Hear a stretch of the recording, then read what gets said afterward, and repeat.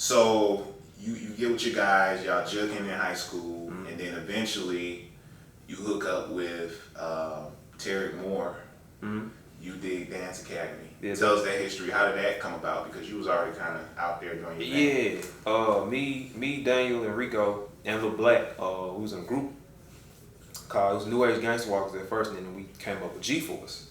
Well, they kind of came up with G-Force. I was just like, I'm a part of it. You know, it was like G-Style, we the new thing to come in and usher in that new wave of juking. You know what I'm saying? So, G-Force. So, we was already a group, established in the city, doing talent shows, doing different things, you know, started getting booked for stuff. Ran into Terry. He been around us, we been around him. He was like, hey, I want to open up a dance studio for juking. He was the first person to do that. Nobody ever did that in the city, period. So he did it. And, you know, like anything, like any business, it started off slow and it started picking up. Started getting them views on YouTube and things just started going crazy, you know what I'm saying? Then we ushered in, he went to a new studio, a bigger studio, you know what I'm saying? Then he had to go to a bigger studio, you know what I'm saying? And then he got into the schools and it just, you know, everything started growing. It's like the more people started doing it. And it's crazy because when he first opened the studio, people in different cities didn't even know what juking was called. Like the first time I came to Atlanta, they didn't know it was called juking. They was like, what y'all doing?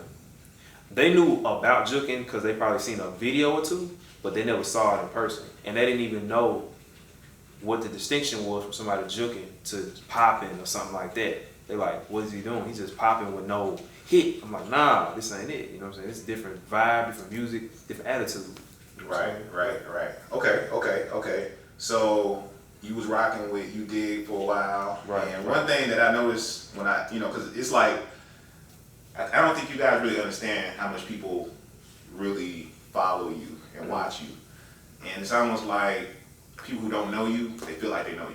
Right. You know what I'm saying? So Yeah. they're watching you go to all these places. And I felt like you was like a traveling, you know, general or something. Kind of. Yeah, definitely. You was on a warpath. No, for real. Like when I first started, it was strictly on, like I didn't start this. I started it because it's fun. And then I started battling. The battling was the most fun I was having with it. So I was like, if I'm having fun and I'm starting to get paid for it, I'm about to go everywhere and do this. You book me, I'm nerd like that. You know what I'm saying? There's nothing. I'm pulling up. You know what I'm saying? They not neighborhoods, but at they venues in New York, California, Atlanta, anywhere, even overseas. The last major battle I did was overseas in Paris. Fusion Concept. Shout out to my boy Cannon. Oh yeah, Wells, you and Buck was together out there. Yeah, I remember watching that. Yeah, I felt some kind of way about that whole thing. Yeah, you know. To be honest with you. You know, it was what it was. Politics. Yeah, just, you know, it's like you going into somebody else's home, you know what I'm saying? You going in their house, you gotta go by their rules, you know what I'm saying? From the music to everything. You know how we rock with the southern trap sound / gutter feel of the music, and then you go overseas and you got everything is like, it's just different, you know. Even how they react is different. How we hit the beat and how they hit the beat is different. We might hit on the down, boom, they hitting on the hi-hat snap. You know what I'm saying? So it's just, it's different. It's still dance, but it's different though. You know, you just gotta adapt.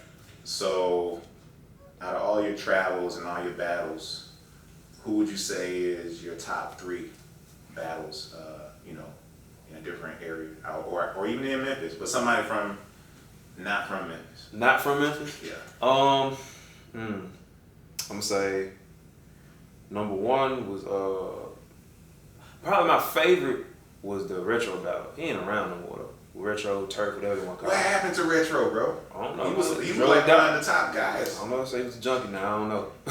God bless that man. He was talented. You know what I'm saying? But, yeah, man. I don't know, man. Some people get too popular. He had got on the TV show, whatever. But right. I thought he was making his way, and I saw him on TV, and you know the whole thing. Man, I don't know what happened to him, but that's definitely one of my favorites. You know. Super home field advantage on his part. Big event, World of Dance. That was when they first started doing battles, and we kind of ushered that in for them. So that was kind of cool, you know, to be the first person from Memphis to touch that stage as far as on that platform, and not necessarily on that platform because I don't know if somebody performed on the bigger stage as far as the the choreography is concerned, but the battling aspect of it, I was one of the first people to do that. You know what I'm saying? Represent the whole style. So. Shout out to World of Dance. Yeah, I don't know what happened to him though, but that's one. What's another out of town battle?